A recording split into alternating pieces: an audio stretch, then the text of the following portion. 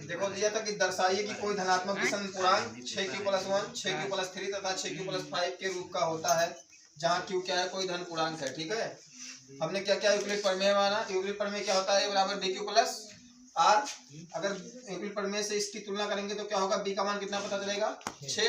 और जो r reminder होता है वो हमेशा क्या होता है, b से छोटा होता है, इसलिए r का मान क्या होगा, b से छोटा होगा, मतलब 6 से क्या होगा, ये छोटा होगा। तो r बराबर क्या ले सकते हैं, 0 1 2 3 4 5 कुछ भी हो सकता है।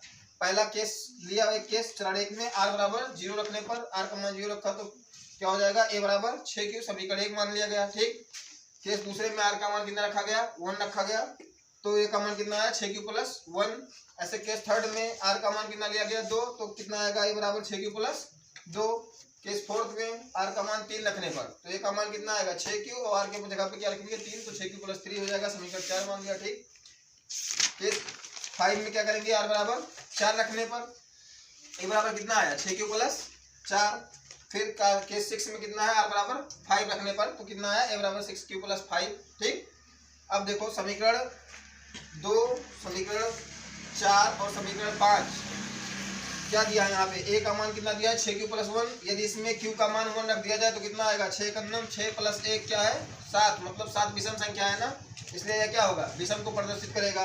इसी प्रकार इसमें देखेंगे समीकरण 4 में 6q+3 दिया है, अगर q का मान यहाँ पे 1 कर दिया जाए या 2 कर दिया जाए, 2 करके देख रहे हैं, 6 दूनी 12 3 15 15 क्या है, विषम संख्या है, तो ये भी विषम प्रदर्शित करेगा। ठीक, नेक्स्ट दिया है केस 6, यहाँ पे अगर q का मान 3 रख दिया जाए या 2 रख दिया जाए तो 6 दूनी 12 5 17 जो विषम है, 3 रख दिया जाए तो 6 3 18 5 23, ये भी क्या है, विषम है, इसलिए ये भी क्या है, विषम है। मीन्स क्या हुआ, फाइनली क्या लिखेंगे, समीकरण 2 5 तथा 6 से सिद्ध होता है कि दिए गए धनात्मक विषम पूर्णांक 6q+1, 6q+3 तथा 6q+5 के रूप का होता है। ठीक, विभाजन प्रमेय का प्रयोग करके दर्शाइए कि किसी धनात्मक पूर्णांक का वर्ग किसी पूर्णांक m के लिए 3m या 3m+1 के रूप का होता है। यूक्लिड प्रमेय हम क्या जानते हैं, a बराबर bq+r। इससे तुलना करेंगे तो a का मान कितना हो जाएगा, b का मान कितना हो जाएगा, 3, और r का मान कितना हो जाएगा, 3 से छोटा होगा। ठीक है, तो r बराबर 0 1 या 2 रखने पर, केस 1 चरण लेते हैं, उसमें क्या रखते हैं, r बराबर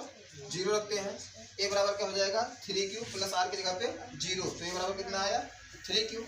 अब दोनों पक्षों का क्या करेंगे, वर्ग करेंगे, क्योंकि यहाँ पे वर्ग की बात किया है। ठीक, तो a का स्क्वायर हो जाएगा, इधर करेंगे 3q का स्क्वायर, तो 3 3 का 9q²। अब 9q स्क्वायर को हम क्या ले सकते हैं, 3 × 3q²। यहाँ पे मान लेंगे, माना 3q² बराबर m, तो m रख देंगे 3q² की जगह पे, तो क्या आएगा, a² बराबर 3m, समीकरण 1 बना दिया।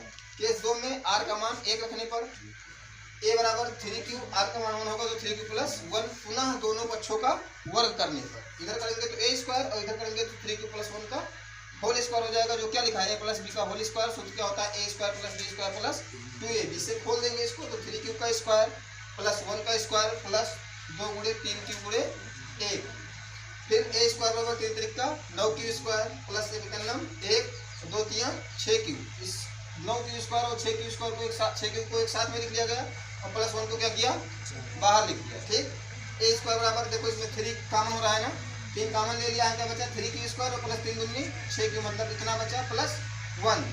माना 3q² + 2q बराबर क्या मान लिया, m। a² बराबर 3, इसके जगह पे क्या लिख दिया, m।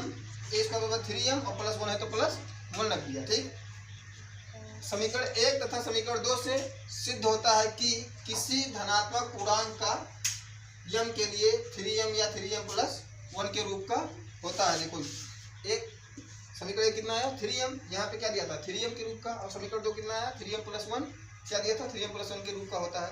इस दोनों से सिद्ध होता है कि किसी भी धनात्मक पूर्णांक का वर्ग क्या होगा, 3m या 3m+1 के रूप का होगा। ठीक, इसी तरह घन का भी लगेगा, घन आएगा तो बस यहाँ पे घन कर देंगे, यहाँ भी घन कर देंगे।